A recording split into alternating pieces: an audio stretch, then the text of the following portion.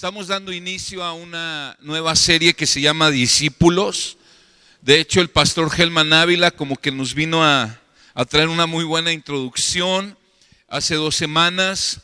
Y hace una semana, como recordarán, pues prediqué acerca de un mensaje referente al Día del Padre. Si usted no lo ha escuchado, le recomiendo mucho que pueda venir a escucharle. Que pueda escucharle en YouTube. De hecho, estamos transmitiendo en vivo, creo. No sé si todavía no. Ok, en un momento va a empezar la transmisión en vivo en YouTube. Y luego ahí queda ya la enseñanza, la puede entrar a consultar cuando quiera. Nada más busque en YouTube Iglesia Bíblica Gracia Sublime, ahí en YouTube, y ahí la puede encontrar. Y luego posteriormente en los siguientes días puede encontrar la predicación en la página de nuestra iglesia, la puede encontrar descargable. Muy bien, Mateo 28 y el tema de hoy, el título de la enseñanza del día de hoy es La Gran Comisión. Estamos empezando esta nueva serie que se llama Discípulos y el tema de hoy, el título de la prédica es La Gran Comisión. Y el propósito de esta serie, pues es que podamos estudiar un poco o un mucho, vamos a ver, acerca de esta gran encargo, esta ordenanza que Jesucristo dio a la iglesia. Y lamentablemente en muchos de los casos es la gran omisión, porque en gran medida la iglesia, y estoy hablando de la iglesia en general, no está funcionando con ese llamado que el Señor nos dejó. Y cuando hablo de la iglesia no hablo solo de esta iglesia, aunque estamos incluidos, pero hablo de la iglesia en general. Ok, vamos a orar. Vamos a leer el texto, Mateo 28, versículo 18 al 20. Y luego si me acompaña en oración, por favor. Dice el texto: y acercándose Jesús les habló diciendo: toda autoridad me ha sido dada en el cielo y en la tierra. Id pues y haced discípulos de todas las naciones, bautizándolos en el nombre del Padre y del Hijo y del Espíritu Santo, enseñándoles a guardar todo lo que les he mandado. Y he aquí, yo estoy con vosotros todos los días hasta el fin del mundo. Vamos a orar. Señor, gracias porque tú estás con nosotros. Amado Señor, gracias porque eres fiel a tu promesa y hoy podemos confiar que tú estás aquí. Señor, venimos hoy delante de ti para suplicarte que hables a nuestra vida. Tú conoces la condición del corazón de cada uno de nosotros y tú conoces lo que nuestro corazón necesita. Háblanos, Señor, y gracias porque eres soberano y todopoderoso para hablar desde cualquier texto de tu palabra a nuestra vida y traer lo que necesitamos. Y gracias porque tú sabes mejor que nosotros qué es lo que necesitamos. Gracias, Señor, nos ponemos en tus manos. Te ruego que me ayudes a predicar este mensaje y que tú seas glorificado, Señor, y tu iglesia podamos ser edificada. Damos gracias en el nombre de Jesús.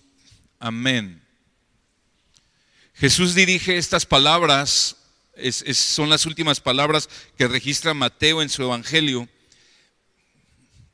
Y Jesús tenía alrededor de, 120 discípulos.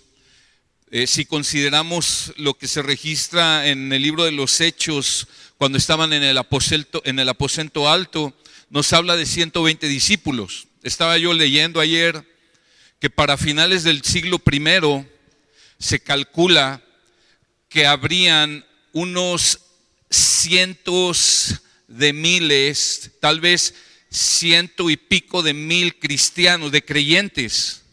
O sea, a estos 120 discípulos les tomó un siglo convertirse en más de 100,000 creyentes. Pero dicen que para allá como del año 250 después de Cristo, ya eran varios millones de cristianos. Se habla de que el 40% de las naciones que estaban bajo el Imperio Romano eran creyentes. El 40% eran millones y millones. ¿Cómo lo lograron? ¿Cómo puede ser que 120 discípulos, hombres y mujeres, en un tiempo relativamente corto, influyeron e impactaron tanto en el mundo? Los enemigos de Jesús estuvieron convencidos de que matándolo a él y persiguiendo a sus discípulos iban a exterminar el cristianismo. Pero no, el cristianismo se propagó e impactó el mundo en ese tiempo y lo sigue impactando el día de hoy. ¿Cómo fue posible esto? Bueno, la respuesta está en los textos que acabamos de leer.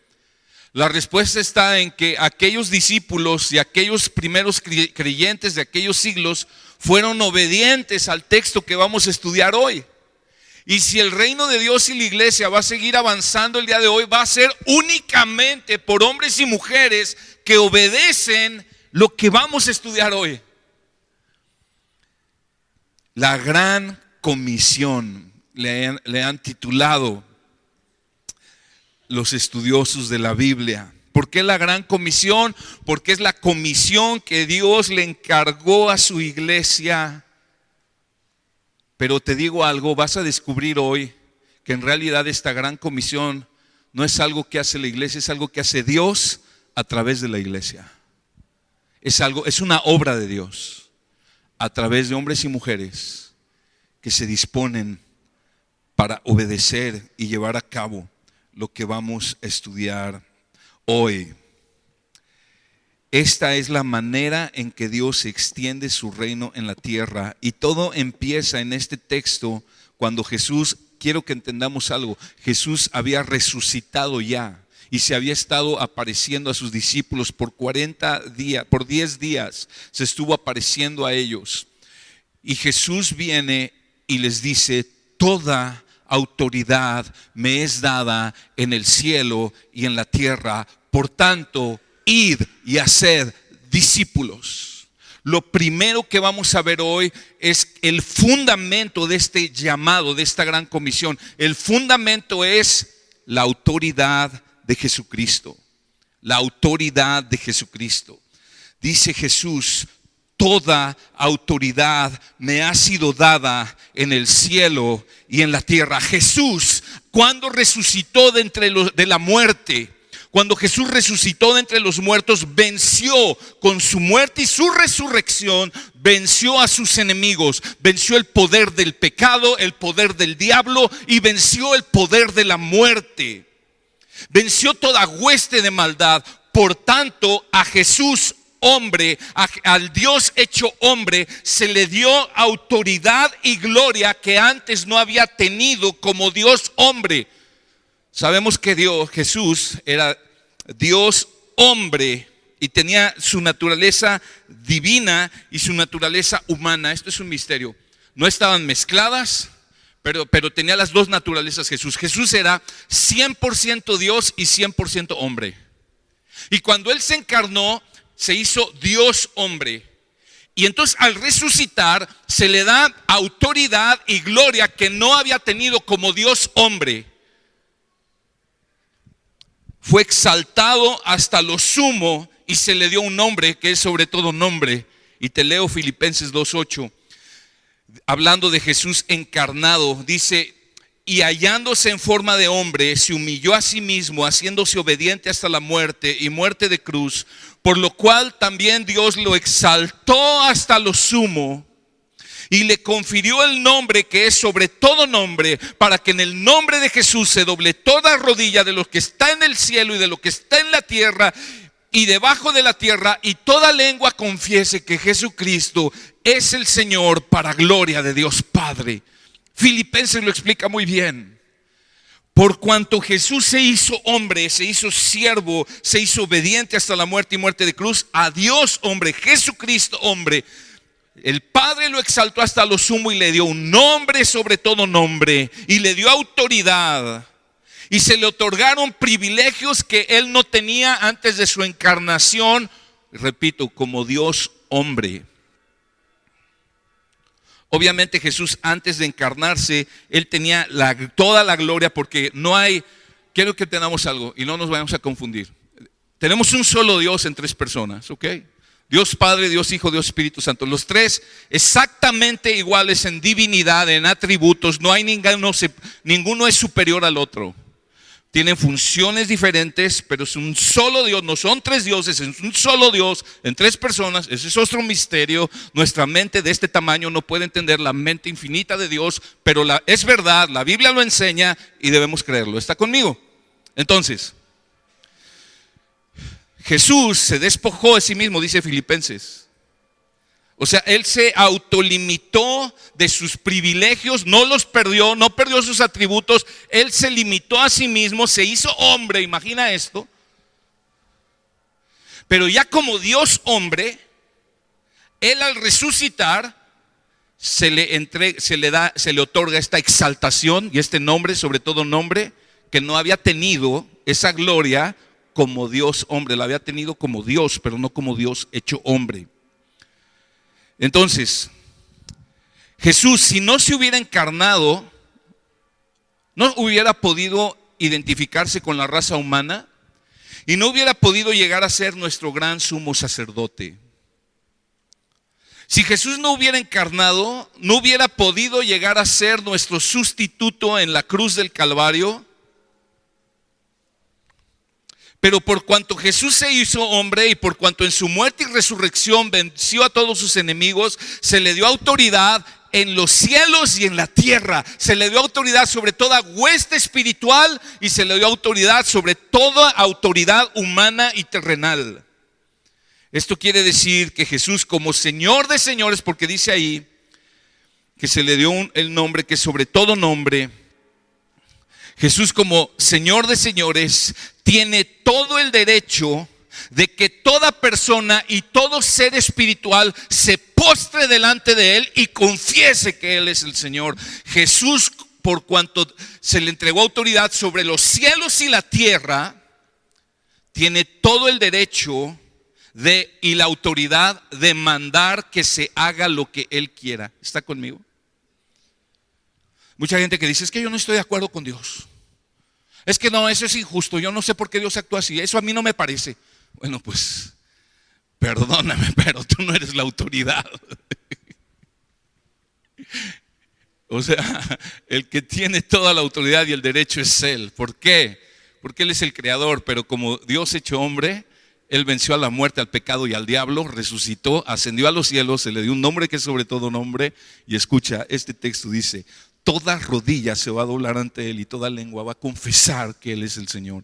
Algunos lo van a hacer, los hijos de Dios lo vamos a hacer llenos de gracia, llenos de gratitud, llenos de reverencia en adoración, con gozo, pero muchos lo van a hacer forzados. Sus enemigos van a doblar su rodilla cuando Él venga a juzgar, obligados a someterse a este rey que los conquistó y a confesar que Él es el Señor.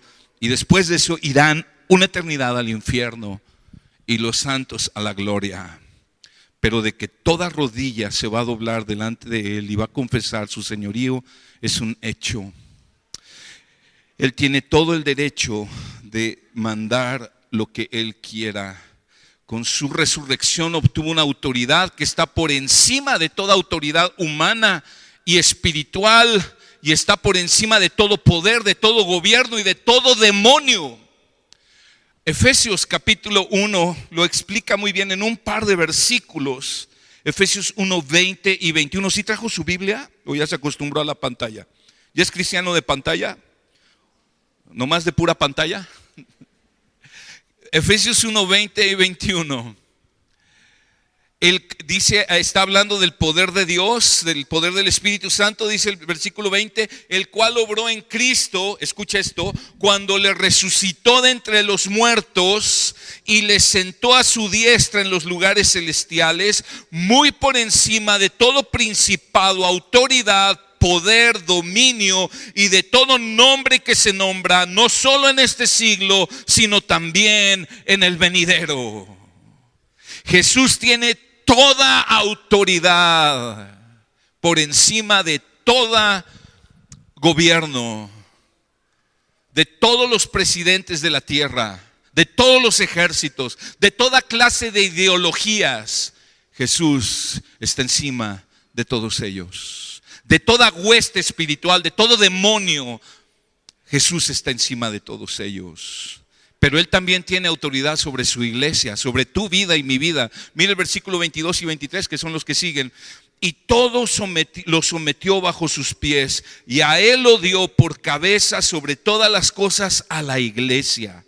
O sea, Jesús es la cabeza, la autoridad de la iglesia, la cual es su cuerpo, la plenitud de aquel que lo llena todo en todo. Entonces, si Jesús es toda la autoridad, porque Él dice, toda autoridad me ha sido dada en el cielo y en la tierra, y dice, por tanto, en la Reina Valera, vayan y hagan discípulos. O sea, ¿qué está diciendo?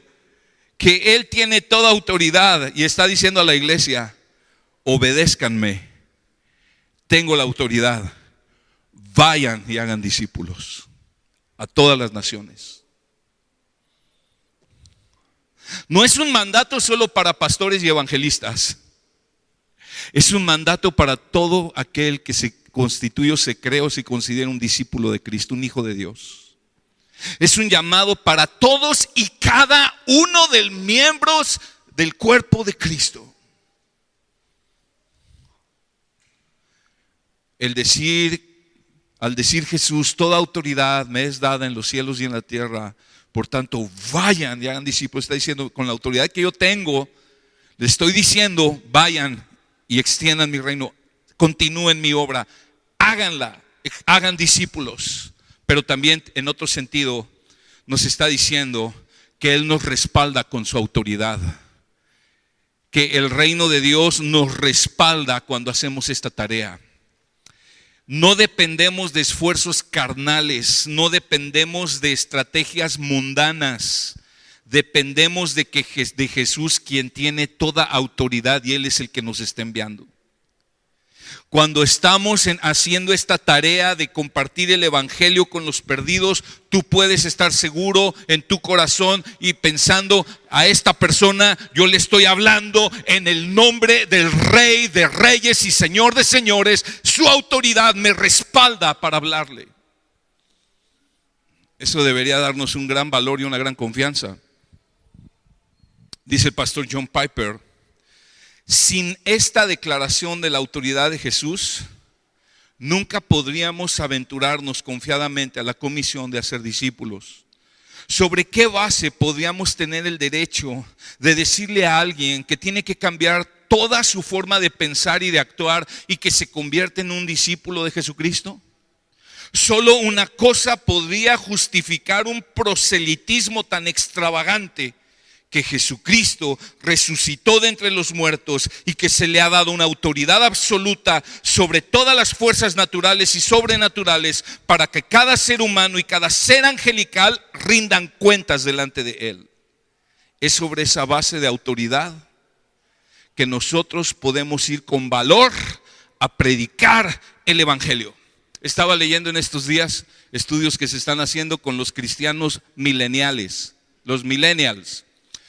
¿Quiénes son los millennials? Son los que nacieron alrededor del fin del siglo pasado y comienzo de este nuevo siglo. Aquellos chavos que nacieron del 1990 y tantos y principios del 2000, los millennials. Y estaban viendo que estos chavos cristianos, que ahorita ya tienen varios de ellos 20 años, otros 18, 17, 21, 22, varios de estos chicos cristianos piensan, fíjate cómo piensan estos cristianos, hermanos nuestros. Piensan que no está bien compartirle a alguien el evangelio de una manera frontal, porque eso sería imponerle ideas y sería faltarle al respeto. Eso es una tragedia, y yo espero que los jóvenes que estén aquí sentados no piensen así. Eso es un engaño del diablo y del pensamiento de este mundo, porque estamos en la época donde lo que reina y lo que se exalta es la tolerancia mal entendida, donde dar tu punto de vista opuesto al como este mundo piensa, entonces ya te dicen que eres un intolerante, un racista, un homofóbico, un no sé cuántas cosas. Pero jóvenes, ¿y por qué están pensando así los jóvenes? Porque ya es algo muy natural para ellos, que cada vez empieza a ser más natural, y para nosotros en otro tiempo no lo era tanto en nuestro México. Es que ellos ya empiezan a tener compañeros de escuela o de trabajo, que uno es ateo, otro es budista, otro es vegano, naturista, otro es testigo de Jehová, otro es mormón, y etcétera. O sea, hay una diversidad. Y entonces, como lo que reina es cada quien cree lo que quiere, al fin de cuentas todos vamos al cielo, eso es una mentira diabólica. La Biblia enseña que la única manera de llegar al cielo es a través de Jesucristo. Y tú necesitas, joven, plantarte sabiendo que el Señor te respalda, porque toda autoridad le fue dada en los cielos y en la tierra. Y cuando tú predicas el evangelio con tus compañeros, estás hablando en el nombre de Jesús.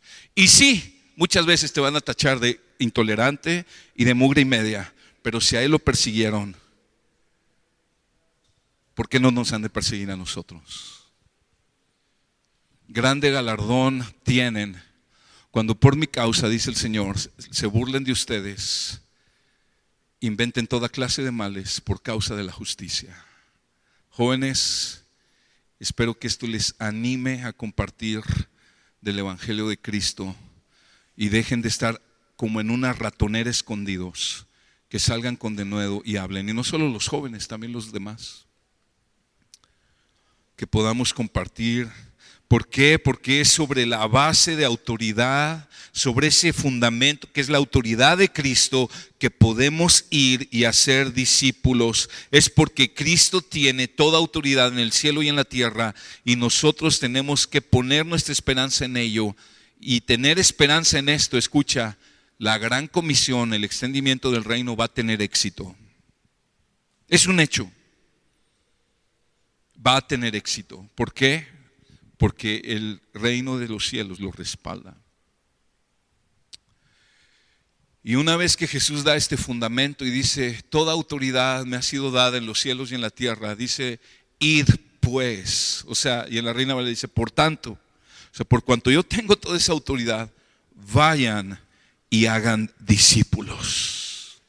Entonces viene el mandato. Viene el mandato, la comisión, que es la misión de Dios, pero también la misión de la iglesia. Hagan discípulos a todas las naciones. Dice, vayan. Si te das cuenta que en tu Biblia dice, vayan, o dice, id. No dice, quédense esperando a que vengan. No dice, quédense cómodamente sentados en la iglesia, en sus casas. No es un llamado a quedarnos esperando, es un llamado a ir al mundo y a ser discípulos. No podemos cumplir este llamado quedándonos quietos. Necesitamos ir y proclamar el evangelio a aquellos que aún no han reconocido la autoridad de Jesús sobre sus vidas. Vayan y hagan discípulos. ¿Qué es un discípulo? Bueno, la manera más sencilla de explicarlo es que es un aprendiz. Es como, haz de cuenta, un alumno, alguien que aprende de su maestro. Uno que aprende de un maestro que le enseña. Es uno que escucha de su maestro, pero que también hace. No es solo como que me siento a tomar la clase, es escucho y hago. Los discípulos en los tiempos de Jesús querían aprender de su maestro. En ese tiempo había muchos maestros, muchos rabís judíos de la religión judía. Y tú los podrías ver caminando en la calle con un grupito de jóvenes detrás de ellos, eran sus discípulos. Y estos discípulos lo que anhelaban era poder adquirir todo el conocimiento que tenía su maestro, pero no solo eso, querían ser como su maestro. Querían hablar como su maestro, querían vivir como su maestro, querían caminar como su maestro. Y es en ese contexto que Jesús nos dice, vayan y hagan discípulos. Es decir, todos tenemos la encomienda, todos, no se escapa ni uno de los hijos de Dios, de trabajar en hacer discípulos. Ahorita vamos a ver un poco más el detalle de cómo se hace eso. Pero el llamado es ir y hacer, es ir ¿a dónde? Dice ahí, a todas las naciones. Y lo explica un poco mejor, da un poco más de detalle en Hechos 1:8. Cuando Jesús vuelve a aparecer a sus discípulos ya para despedirse, la última vez que se aparece a ellos como Cristo resucitado antes de ascender a los cielos, y Jesús les dice en Hechos 1:8, pero recibirán poder cuando el Espíritu Santo venga sobre ustedes y me serán testigos en Jerusalén, en Judea, en Samaria y hasta lo último de la tierra. Y te voy a explicar esto. ¿Cómo se aplica eso a nuestra vida? Para nosotros podemos decir que Jerusalén, cuando Jesús dice esto, estaban en Jerusalén. O sea, ¿qué está diciendo? Si lo aplicamos a nuestro día, sabes que tú me tienes que ser testigo en Silao. Tú me tienes que ser testigo en el trabajo en el que estás. Tú me tienes que ser testigo en la escuela donde estás. Tú tienes que dar testimonio de mí. Y no solo por cómo vives, sino que les hablas el evangelio, no tu testirollo, el evangelio. Tu Jerusalén es el lugar donde tú habitas. Y luego dice, en Judea. ¿Qué era Judea? Era una región, dentro de esa región estaba Jerusalén. Podemos decir que Judea es como el municipio de Silao. O sea, no solo la ciudad, también las comunidades y rancherías. Y luego dice, en Samaria, Samaria era una región al norte, pero podríamos aplicarlo como que en todo el estado. Hagan discípulos en Silao, en el municipio, en el estado y hasta lo último de la tierra. O sea, donde quiera, lo que está diciendo es esto: a donde quiera que tú vayas, a donde quiera que estés, haz discípulos. Hay quienes están muy preocupados por África, por el Medio Oriente, pero no hacen nada por su Jerusalén, por su Silao.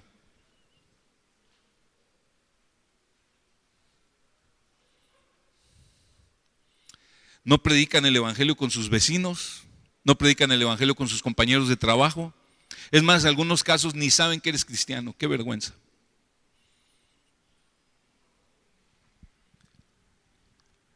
Ni saben en tu escuela que eres creyente. Es necesario empezar en nuestro Jerusalén. O sea, el mandato es: a donde quiera que vayas, haz discípulos. Ahora, ¿cómo se hacen los discípulos?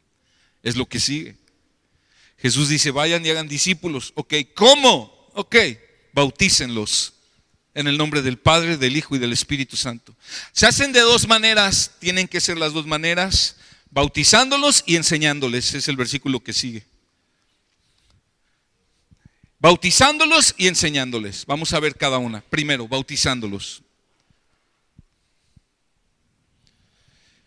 El discípulo empieza a ser discípulo cuando confiesa a Jesucristo como Señor y Salvador, cuando abraza a Cristo por la fe. Entonces, lo primero que tenemos que hacer cuando queremos hacer un discípulo es predicarle el evangelio. Escucha, no tu testimonio. O sea, es bueno predicar tu testimonio, lo que Dios hizo en tu vida y todo ese rollo. Es bueno porque despierta curiosidad, como que les llama la atención, pero lo que salva a la gente no es tu testimonio. Lo que salva a la gente es el oír el evangelio. Lucas capítulo 24, Lucas 24, versículos 46 al 48, Jesús lo dijo así.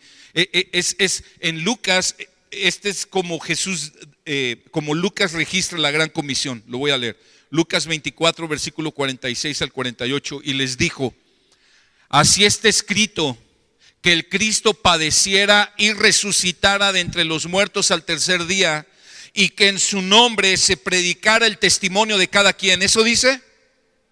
¿No? ¿Qué dice? ¿Se predicara qué?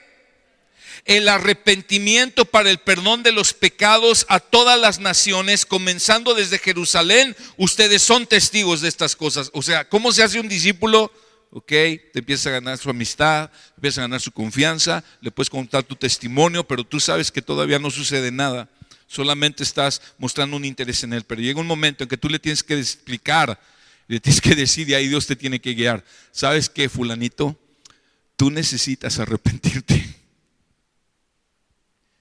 Tú necesitas arrepentirte. Jesús murió en la cruz por ti para perdonar tus pecados.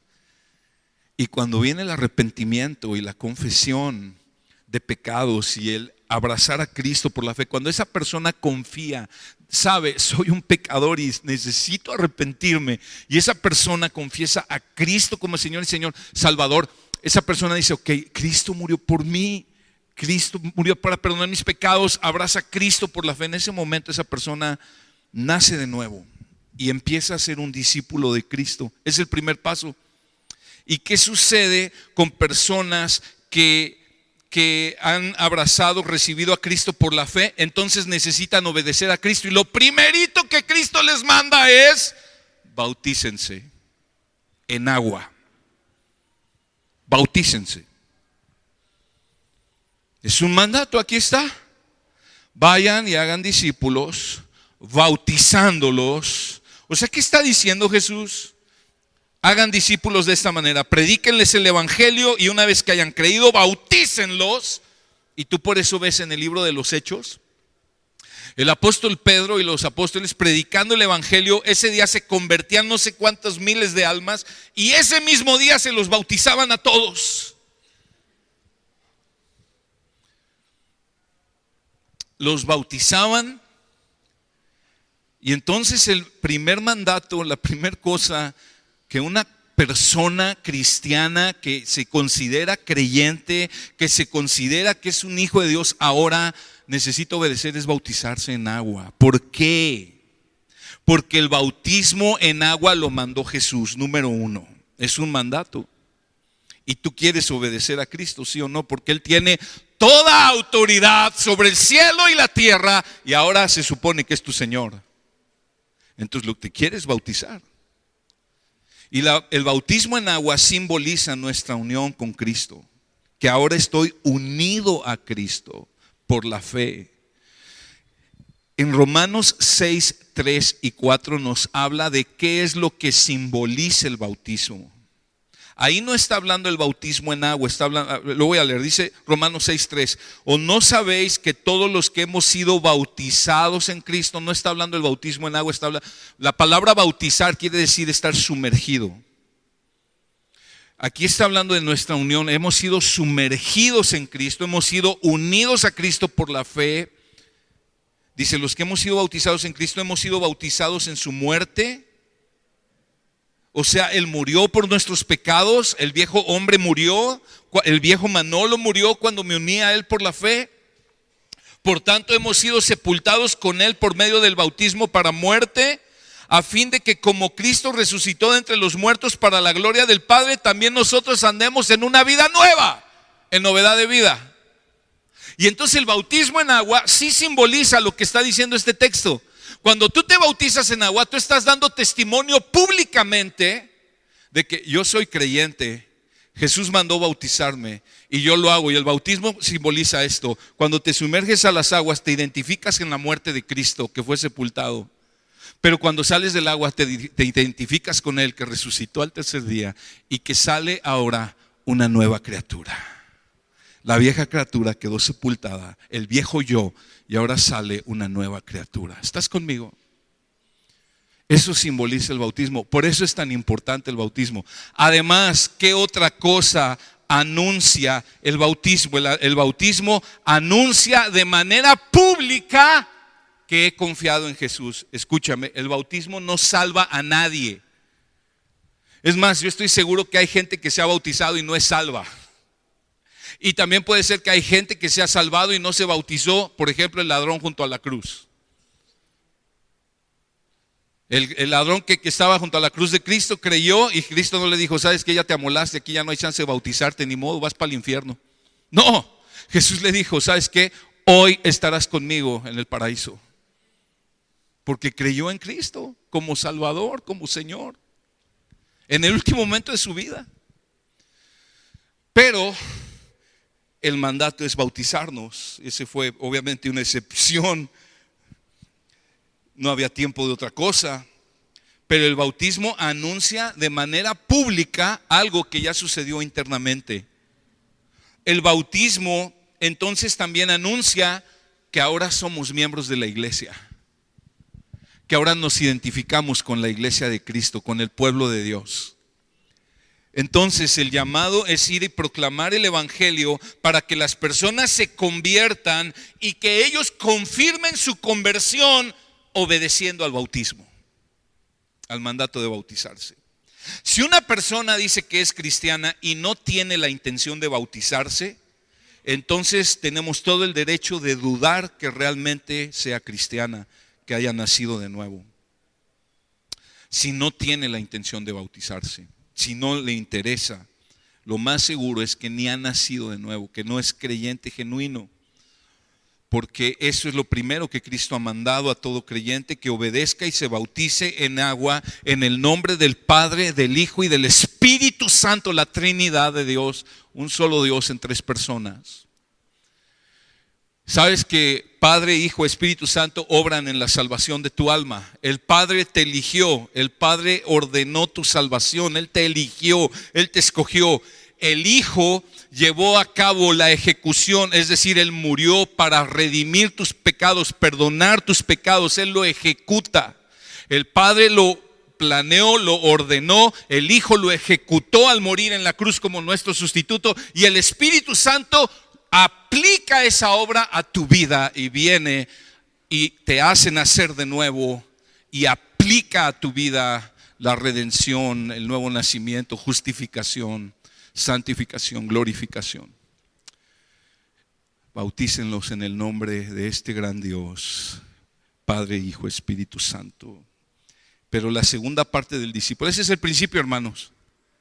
La bronca es que la mayoría, la inmensa mayoría de los cristianos solo hacemos, si hacemos algo, es hasta ahí.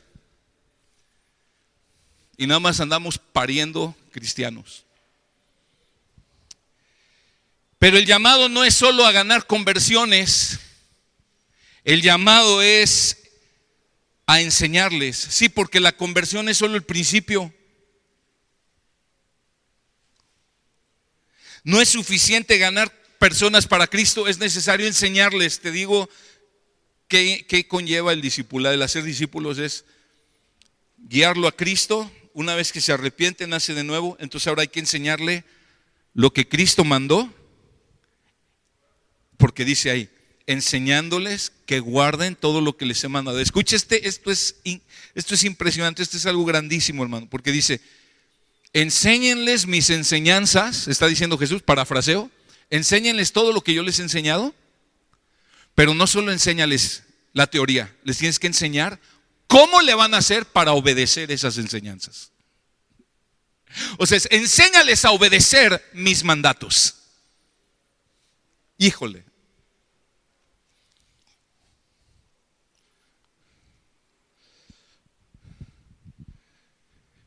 Es enseñarles, no es solo enseñanza teórica, no es solo darle doctrina, es enseñarles cómo pueden vivir esas enseñanzas, cómo esas enseñanzas se tienen que ver en su vida práctica. Es enseñarles a obedecer. El verdadero cristiano es el que obedece a Cristo. No es suficiente con asistir a la iglesia los domingos, es necesaria una vida de obediencia al Señor en todo tiempo y en todo lugar. La obediencia es la prueba genuina de que tienes la fe genuina. Dice Santiago, la fe sin obras es una fe muerta. Puedes decir, yo confío en Cristo, pero si sigues viviendo igual que como estabas viviendo, mentiras que Cristo entra en tu vida. Aunque vengas a la iglesia, vienes a la iglesia pero sigues con la amante, vienes a la iglesia pero sigues robando, vienes a la iglesia pero sigues pecando de la manera en que lo hacías antes de venir a la iglesia, no te engañes, no eres creyente. La marca de un verdadero discípulo es obediencia. Enséñeles a guardar, es decir, a obedecer todo lo que les he mandado. Santiago 2:17, la fe por sí misma, si no tiene obras, está muerta. Juan 15:14, Jesús dice: ustedes son mis amigos si hacen lo que yo les mando. Obedecer. El mandato que tenemos es hacer discípulos. ¿Cómo hacemos discípulos? Los alcanzamos para Cristo una vez que se convierten y se bautizan. Entonces ahora hay que enseñarles a obedecer todo lo que Jesús ha mandado. Todo. ¿Sí notas que dice todo? Esto es importante, porque actualmente, de manera triste, hay mucho evangelio diluido hoy en día. Muchos quieren enseñar acerca del amor de Dios, pero no quieren enseñar de la ira de Dios. Muchos quieren enseñar de la misericordia de Dios, pero no de la justicia de Dios. Muchos quieren enseñar de las promesas de bendición, pero no quieren enseñar de la obediencia que se requiere. Quieren enseñar de la salvación, pero no del sufrimiento que somos llamados a soportar. ¿Por qué? Porque quieren hacer el evangelio más llevadero, que suene más lindo, para que más gente llegue. Hermanos, no debemos de andar. Si usamos estrategias carnales, lo único que vamos a lograr son resultados carnales. ¿Cuál es la estrategia? ¿Cuál es el llamado? Predicar todo el consejo de Dios y enseñarles a que lo obedezcan todo. Necesitamos ser fieles para enseñar todo el consejo de Dios. Ay, no, es que si le digo que es pecador se va a ofender. No hay otra manera de decirle, pastor. No, pues sí, pero yo ya no hablo esas palabras, o sea, ya no digo groserías. Ay, sí.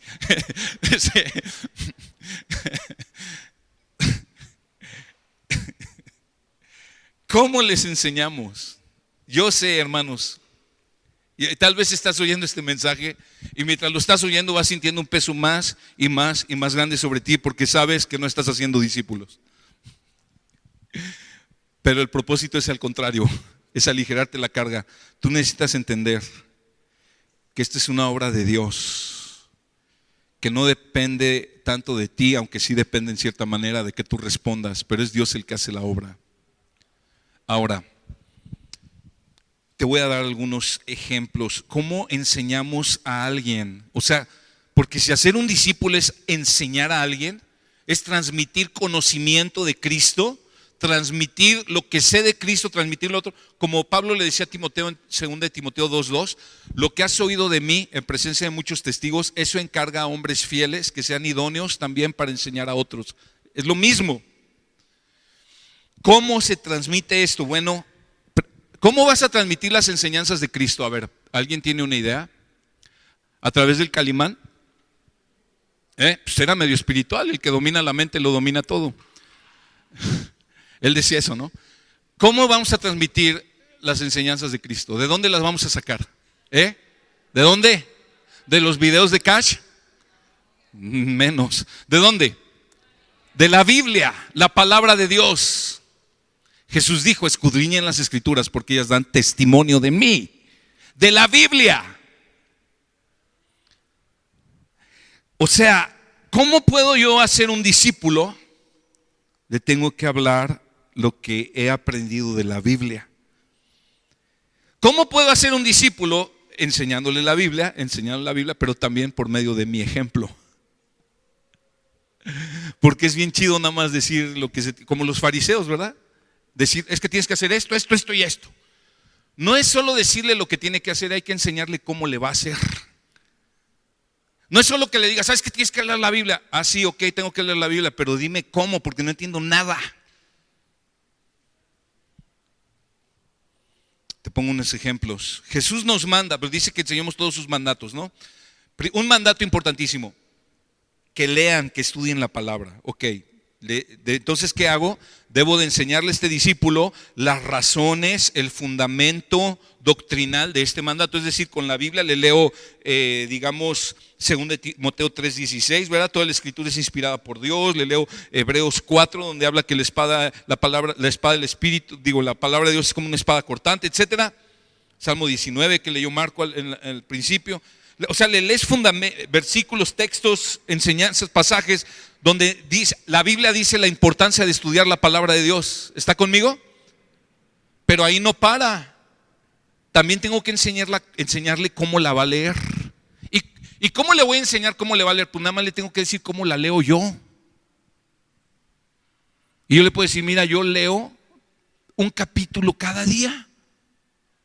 Me escogí, este mes estoy leyendo Jeremías, estoy leyendo un capítulo diario.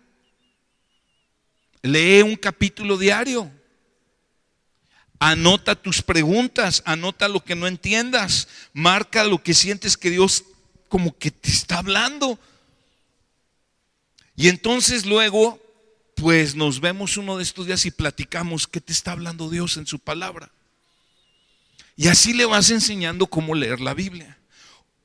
Otro mandato, la oración. Sabemos que tenemos que orar. Entonces le enseñas pasajes en la Biblia, por ejemplo Mateo 5, donde dice, ustedes van a orar así. Y entonces le enseñas, mira, la Biblia dice que debemos de orar. Y no te ha pasado, pasa muy seguido. Le dices a una persona, ¿puedes orar? Y dices, es que yo no sé orar. Y tenemos que tener paciencia, amor, misericordia y explicarle, no, mira, orar no es difícil, es hablar con Dios. Entonces necesitas enseñarle en la Biblia por qué es importante orar, pero tienes que tomar el tiempo para enseñarle a orar. Tienes que orar junto con Él, que Él te oiga orando y eso lo va a ir enseñando. ¿Está conmigo? Otro ejemplo, es necesario enseñarle, por ejemplo, el mandato bíblico, si es una mujer casada, de sumisión en el matrimonio, que se someta a su marido. Entonces, bueno, la agarras y sabes Efesios capítulo 5 y ya sabes en Colosenses 3 y le enseñas, mira, la Biblia dice, sométete a tu marido, pero entonces también es importante no solo enseñarle el principio, sino dile cómo le va a hacer. ¿Y cómo le vas a decir cómo le va a hacer? Pues ¿cómo le haces tú, mamacita? ¿Cómo le haces tú? ¿Qué has aprendido tú? Digo, sé que no eres así la super sumisión perfecta que digamos, ¿verdad? Pero algo has avanzado, espero yo. Algo has avanzado. Si eres hija de Dios, si el Espíritu Santo está en ti, algo has avanzado. Enséñale eso. ¿Y sabes qué sucede cuando empezamos a hacer eso? Que empieza a haber un crecimiento impresionante en nosotros mismos. Porque cuando tú enseñas la palabra a alguien, esa palabra se arraiga a tu corazón. Yo soy muy bendecido, hermanos, por tener que enseñar cada semana. Creo que el más beneficiado de estar predicando constantemente la palabra soy yo. Porque cada que tengo que estudiar y escudriñar, y cuando le estoy enseñando, yo siento el efecto en mi alma. Entonces, cuando tú haces eso con otra persona, hay una bendición tremenda en tu vida y en la de esa persona, y crecen juntos. Y eso es hacer discípulos.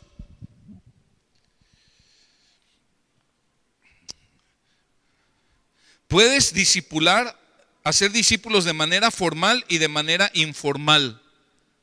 El rollo es que pensamos que hacer discípulos solo es de manera formal. ¿Cómo es la manera formal? Pues es cuando se fija un horario, un estudio de Biblia. Vamos a tener un estudio de Biblia todos los miércoles a las 6 de la tarde. Y entonces vienes y te sientas una hora y yo enseño y tú me escuchas y luego ya compartimos un poco. Y por ejemplo le dices a esa persona, ¿sabes qué? Cada miércoles nos vamos a ver y vas a ir leyendo el Evangelio de Juan, un capítulo por semana, porque vas empezando, vamos a llevarla leve, un capítulo por semana. Además está medio denso, entonces en lo que, denso dije no menso, dije denso, entonces vas a ir agarrando la onda y te voy a ir explicando. Hay mucha sustancia en Juan, en la palabra de Dios. Entonces lo vas y se ven cada miércoles 6 de la tarde y se reúnen y comentan, oye, ¿qué entendiste? Y entonces tú ya le explicas, como que lo vas guiando y entonces resuelves sus dudas, oran juntos. Una buena herramienta para discipular a alguien de una manera formal es el tiempo con Dios que traemos cada mes. Para un nuevo creyente eso es precioso, porque tú le das el libro, le explicas, mira, cada día trae una lectura, es una lectura breve, aquí vienen motivos para los cuales debes de orar, hasta te dicen por qué orar, si te sirve que aprendes a orar, y te viene una reflexión que tiene que ver con el tema, te viene una explicación también del pasaje, y es una maravilla que tú dices, a ver, esta compañera de trabajo la traigo bien atravesada, ya me tiene hasta el gorro, pero pues no tiene a Cristo. Y si yo estoy aquí es porque Cristo me puso aquí, y no me puso aquí nomás para ganar lana. Si tú tienes esa visión de que tú estás ahí nada más por ganar dinero, no entiendes de qué se trata el rollo que Dios tiene con tu vida. Tú estás ahí para ser discípulos, para ser sal y ser luz. ¿Estás conmigo? Y necesitas compartirle a Cristo. Primero, si la traes atravesada, sería bueno que le compres un refresco, que le lleves una torta, que tengas detalles así. Entonces eso es, ¿qué onda? ¿Qué onda? Te interesa sinceramente en esa persona, porque así como Dios tuvo misericordia de ti y envió a alguien a tener paciencia contigo, tienes paciencia con esa persona y le compartes. Y luego empiezas a compartirle la palabra. Y luego llegas un día y le regalas un tiempo con Dios. Y le explicas qué onda. Y le dices, ahí luego me vas comentando qué vas aprendiendo. Y así se va dando. Y eso es hacer discípulos. Y hay la manera informal, cuando aprovechamos las situaciones de la vida cotidiana para enseñar. Por ejemplo, cuando te vas a trabajar, los que están en la industria y se van en el transporte de su empresa, procura siempre sentarte con la misma persona, y entonces ya vas platicando y van platicando de la vida, pero entonces tú ya empiezas a tomar, siempre, hermanos, cuando la gente platica un poco de su vida, hay oportunidades que Dios nos está dando de compartir el evangelio, porque normalmente toda la gente tiene un montón de problemas. Y tú empiezas a compartirle el evangelio, empiezas a compartirle de Cristo. Poco a poco le empiezas a compartir lo poco o mucho que tú sabes. Es como un vaso de agua para uno que está muriendo en el desierto de sed. Lo empiezas a dar de beber la palabra que Dios te ha hablado. De manera informal, por ejemplo, una mamá que está muy ocupada con sus niños pequeños y dices, no tengo tiempo, ¿cómo lo voy a hacer? Bueno, seguramente hay otra amiga que tiene niños pequeños y que está empezando en la fe, y entonces la invitas a tu casa que se traiga a sus chamacos, ¿verdad? Y empiezan ahí, y mientras cocinan algo, toman un café o algo, ya resulta que el chamaquito se durmió y el otro está pintando y el otro está viendo ahí algo en la tele. Entonces le puedes empezar a hablar y le puedes empezar a compartir la palabra y a compartir lo que ha leído y a hacer preguntas, cómo la palabra le ha impactado en su corazón. Y sabes, también esto es útil porque entonces esta otra amiga ve con sus propios ojos cómo se educan los hijos, porque tú les estás dando el ejemplo. Entonces no solo le estás enseñando la palabra, ya le estás enseñando cómo se vive la palabra. A nosotros nos gusta de pronto invitar gente a pasar tiempo con nosotros en nuestra casa, porque les amamos, queremos tener amistad, pero también queremos bendecirles, pero también queremos que vean cómo vivimos como familia. Que mis hijos, no por ser hijos del pastor, los estamos forzando a que estén comportar de tal o cierta manera. Son pecadores necesitados de la gracia de Dios, pero tienen cierto temor de Dios. Y al hacer eso es una manera de discipular. A mi gente me ha discipulado así. Cuando Betty y yo nos convertimos, Dios en su gracia, estábamos recién casados, recién convertidos, en su pura gracia rentamos una casa allá en la ciudad de Guanajuato, y resulta que en la casa de enfrente vivía el pastor con su familia, donde nos empezamos a congregar. Nosotros no sabíamos. Y varias veces en la semana estábamos comiendo, cenando con esa familia. Y eso, nada más de ver, nos bendijo y nos enseñó. Fue una bendición mientras estuvimos con ellos. La mujer anciana en la iglesia, que tal vez ya es viuda o es una mujer ya mayor y que enseñe a las mujeres más jóvenes, a las recién casadas, que las enseñe a amar a sus maridos. Dice Tito 2, 4 y 5. Tito 2, 4. Que las ancianas, dice, que enseñen a las jóvenes a que amen a sus maridos, a que amen a sus hijos, a que sean prudentes, puras, hacendosas en el hogar, amables, sujetas a sus maridos, para que la palabra de Dios no sea blasfemada. Qué importante es tener gente adulta, algunos ya de la tercera edad en nuestra iglesia, que han caminado por años en el Señor y que pueden ser un gran ejemplo y una gran maestros para nosotros.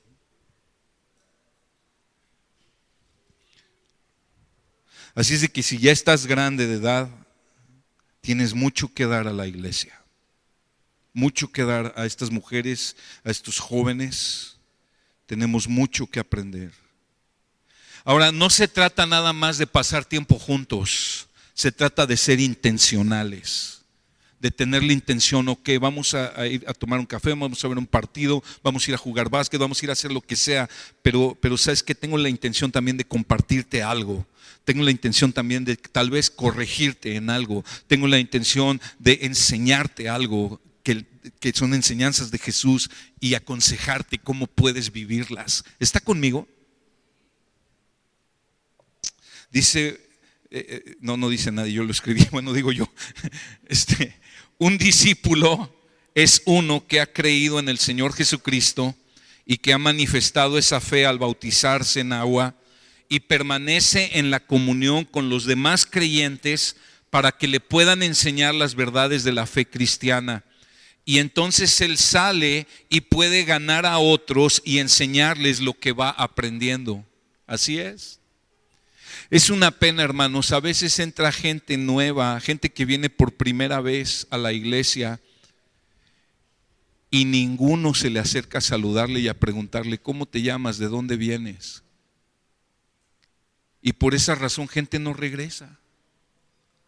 Pero aquí somos una familia y somos hospitalarios y hospedadores. Y hermanos, no esperes que los pastores hagamos esa chamba, porque no tenemos chance de hacer todo. Y además es un paquete que Dios le da a toda la iglesia. No dice que los pastores, es a todos. Que puedas acercarte y preguntarle cómo te llamas, de dónde vienes, cómo es que llegaste aquí, te interesas en él, eso es suficiente. Hay gente que se ha quedado porque dices que cuando yo llegué me recibieron de una manera que me hicieron sentir muy bien y por eso regresé.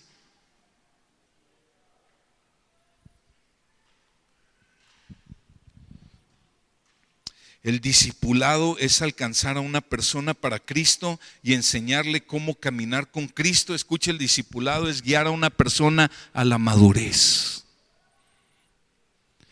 No es nada más repartir un tratadito, no es nada más invitar a alguien a la cena de matrimonios, no es nada más, repite conmigo esta oración, no. Es ganar a alguien para Cristo, pero guiarlo a la madurez. ¿Cuál es la madurez? Que empiece a obedecer a Cristo.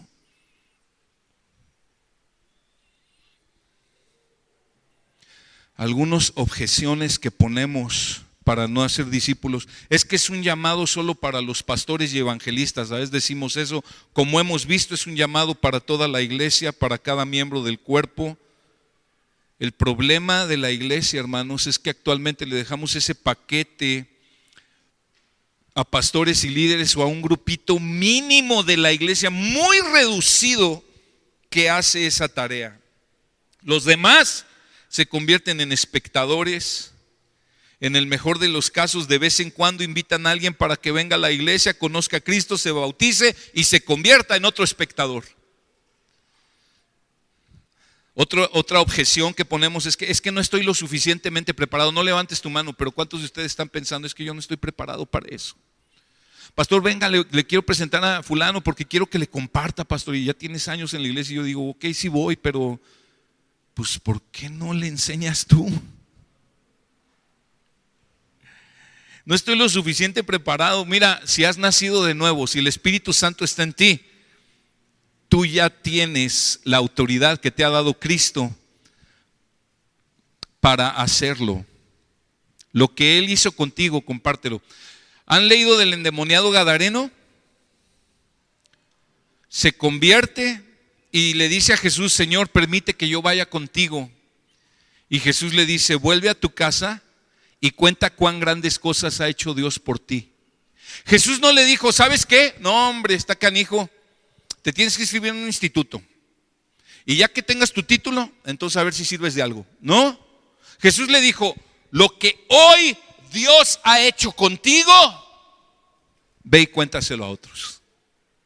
Y eso es lo que tú sabes, que piensas que es poco, para otro es la puerta para la vida eterna. Para otro es muchísimo. Para uno que se está muriendo en el desierto es como un vaso, como una botella de agua de 1,5 litros. Como un garrafón de 20 litros. Es como un oasis, como un océano. La mujer samaritana tiene este encuentro con Jesús, duró solo unos minutos. Cuando ella se aparta de Jesús, va a su aldea y les empieza a contar: oigan, me parece que encontré al Mesías, un hombre que me dijo todo de mi vida, ¿no será el Mesías? Y ahí va mucha gente de la aldea y dice el texto en Juan 4:39: y de aquella ciudad muchos de los samaritanos creyeron en él por la palabra de la mujer que daba testimonio diciendo: él me dijo todo lo que yo he hecho. De modo que cuando los samaritanos vinieron a él, le rogaban que se quedara con ellos, y se quedó allí 2 días. Y muchos más creyeron por su palabra y decían a la mujer: ya no creemos por lo que tú has dicho, pero nosotros mismos le hemos oído y sabemos que este es en verdad el Salvador del mundo. No necesitas estar muy preparado. ¿Por qué? Porque la obra no depende de ti, depende del Espíritu Santo que está en ti. Depende del Espíritu Santo que pone palabras en ti. Ahora, ¿nos tenemos que preparar? Claro que sí, pero no tengo que esperar a estar bien preparado para empezar a compartir. No, con lo que tienes ya es suficiente. Empieza a hacerlo y sobre la marcha sigues estudiando y te sigues preparando. Otra objeción: no tengo tiempo. No, pastor, es que yo soy muy ocupado, no tengo tiempo. Bueno, como ya has escuchado, esto es algo que puedes y debes hacer en cualquier momento y en cualquier lugar. Cuando estás comprando la carne, cuando estás comprándole al señor de la tienda, en cualquier lugar. Mark Dever dice esto, un pastor. Mark Dever dice: la vida de un discipulador cristiano no es para expertos. Es la obra de un mendigo diciéndole a otro mendigo dónde encontrar pan. Discipular no es más que un grupo de miembros de la iglesia ayudándose a llegar a la gloria juntos. ¿Cuánto pastoreo se logra en la vida ordinaria de una congregación cuando ésta se caracteriza por una cultura de discipulado? Y por último, Jesús promete su presencia. Versículo 20. Final del versículo 20 dice: y he aquí, yo estaré con ustedes todos los días hasta el fin. Fíjate bien, esto es la gran comisión. Hacemos la gran comisión con la autoridad de Jesucristo, obedeciendo su mandato. Proclamamos el evangelio, enseñamos a la gente a caminar con Cristo de la misma manera que vamos aprendiendo nosotros. Y Él está con nosotros. Mientras lo hacemos, Él está con nosotros. No es una promesa, es un hecho. Que cuando tú te avientas a hablarle a alguien, cuando tú empiezas, tú vas a ver la gloria de Dios, hermano, porque Cristo se va a manifestar. De pronto vas a terminar de hablar y vas a decir: ay, Chihuahua, ¿yo de dónde saqué tanta palabra? ¿De dónde me vino esas palabras y esa sabiduría? Bueno, ya sabes de dónde. Y ni te jactes, porque no eres tú, solo porque te dispusiste, el Señor hizo la obra. Jesús promete su presencia Esta es la más grande declaración. ¿Cuánto consuelo hay en esta declaración de Cristo? Yo estaré con ustedes todos los días hasta el fin. Este es el más grande consuelo del pueblo de Dios a través de toda la historia. No temas si pasas por las aguas, yo estaré contigo. Isaías. David en el Salmo 23, aunque ande en valle de sombra y de muerte,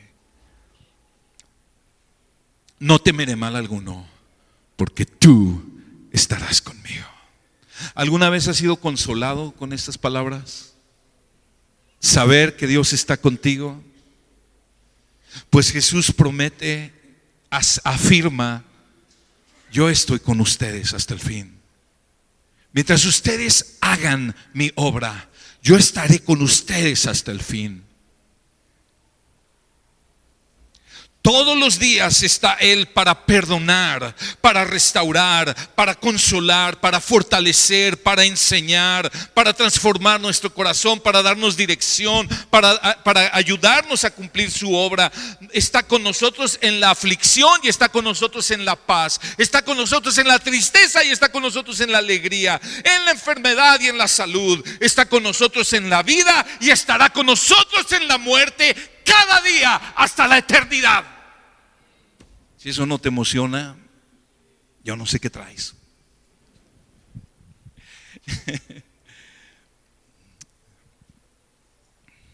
El Señor promete estar en medio nuestro. Mientras le adoramos, sí, siempre repetimos: donde estén 2 o 3 reunidos, Él está con nosotros. Sí, Él promete su presencia mientras lo adoramos, pero Él promete su presencia mientras vamos y hacemos discípulos. Pablo experimentó esto y con esto termino. Vamos a Hechos 18, por favor. Quiero que veamos un ejemplo precioso de cómo Pablo experimentó esto. Cuando Pablo fue por primera vez a Corinto, una ciudad totalmente pagana,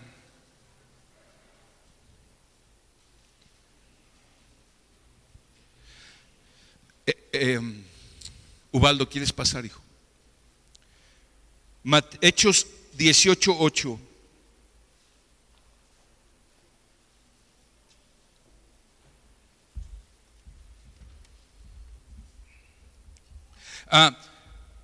Pablo, antes de leerlo, perdón. Pablo fue a Corinto y estuvo predicando. Ahí encontró a Priscila y Aquila, los conoció y empezó a predicar en la sinagoga pues obviamente sinagoga judía de ahí en Corinto. Empezó a haber mucha oposición, predicó varios días hasta que muchos ya lo votaron. Dijeron: ¿sabes qué? Ya cáele. Pero Crespo, el encargado, el administrador de la sinagoga, creyó. Mira lo que dice el texto. Y Crispo, el oficial de la sinagoga, creyó en el Señor con toda su casa. Y muchos de los corintios al oír creían y eran, ¿qué dice? Eran bautizados. Ok, fíjate bien. Pablo obedece, está haciendo discípulos en esta ciudad, en Corinto. No habían cristianos todavía. Él gana a estos y hay mucha oposición, hay mucho peligro. Y mira lo que sucede en el versículo 9. Y por medio de una visión durante la noche, el Señor dijo a Pablo: no temas, sigue hablando y no calles, porque yo estoy contigo y nadie te atacará para hacerte daño, porque yo tengo mucho pueblo en esta ciudad. Y se quedó allí 1 año y 6 meses enseñando la palabra de Dios entre ellos. ¿Sabes que el Señor tiene mucho pueblo en esta ciudad?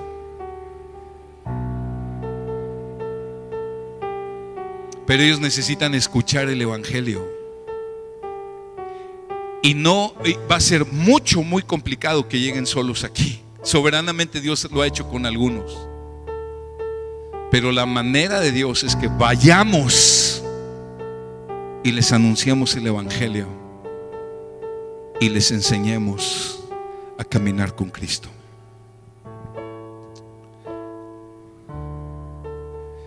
Jesús vino a este mundo para ser discípulos. Los alcanzó, los enseñó sus mandamientos, les enseñó a obedecer, murió en la cruz, resucitó al tercer día, se fue a los cielos, envió su Espíritu Santo para ayudarnos y estar con nosotros y podamos seguir haciendo discípulos.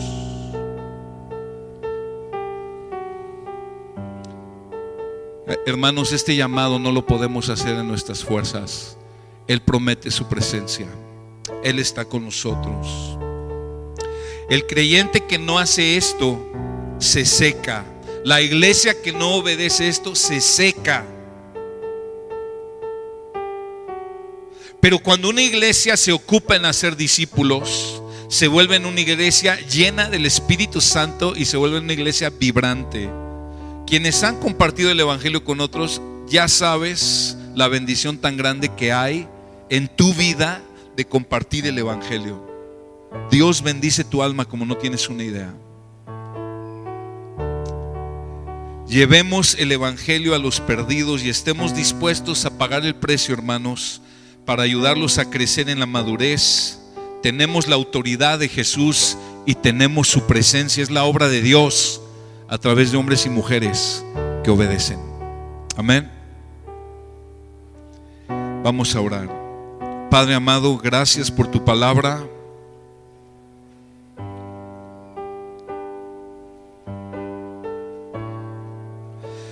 Señor, gracias por tu palabra. Perdona, Señor, nuestra negligencia. Perdona nuestro pecado de negligencia, de desobediencia, en este sentido de que no hacemos lo que nos llamaste a hacer. Perdónanos porque amamos tanto nuestra comodidad. Perdónanos por poner muchos pretextos y objeciones. Perdona nuestra incredulidad. Pero hoy, Señor, te confesamos nuestro pecado y te rogamos, ayúdanos en esta gran tarea.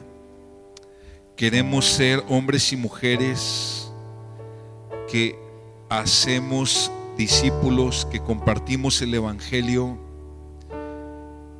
contribuimos con lo que tú estás haciendo en esta tierra.